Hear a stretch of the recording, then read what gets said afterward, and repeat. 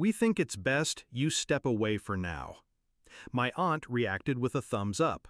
I stared at the screen. 14 words. A digital exile. I typed back, "Understood. I'll respect that and step away from the family fund too." Hit send.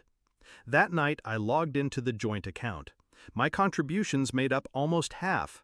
Automatic transfers every month. Quiet, dependable, never acknowledged. In 3 clicks, I shut them off. Then I moved my portion into an account only I controlled. No announcements, no explanations, just silence. It wasn't always like this. When my father first proposed the family fund, he painted it as unity.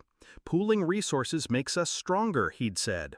"We help each other, no questions asked." I bought in. Everyone did. It paid for emergencies, repairs, even my sister's down payment. I covered my share without fail, even in lean months. But slowly, it stopped feeling like family insurance and started feeling like tribute. No thank yous, no transparency, just expectations. The message wasn't a shock, it was the confirmation. I'd been noticing the shift for months, my calls going unanswered, family dinners where my seat stayed empty even though I was invited, my ideas dismissed in group chats. But the real sign? Decisions made without me, then billed to me anyway. The message just made it official. They wanted distance. I was going to give them exactly that. By 3:11 a.m., the first call came. By sunrise, there were 89 missed calls. A voicemail from my father. "What happened? The bank flagged everything." I didn't rush to respond. At 9:07, I sent a single text. "I'm honoring your decision." No one replied. But money was only the first string I cut. Over the years, I'd ended up managing more than I realized. Not because they asked, but because I knew how to keep things running. I was the one who'd set up the auto pay for my parents' utilities, the one who filed the property tax paperwork every year for my aunt, the one with the logins for the cloud drive where everyone's scanned documents lived. Quiet, invisible labor. They thought it happened by magic. I started pulling those threads one by one. I canceled the utility auto pays, removed my access to their shared cloud, moved every file I'd uploaded, insurance records, warranties, even the scanned copy of the deed, into my own archive. When the property tax renewal email came in, I forwarded it to my aunt with a short note. "Per your decision, I'm stepping back from all responsibilities. You'll need to handle this." She sent back one word: "Wow." By the end of the week, the calls changed tone. The first wave was frantic, demanding explanations. The second wave was pleading. "This is bigger than you," my mother said in one voicemail. By the third wave, there was anger. "You're making things difficult for everyone," my father growled. I didn't reply.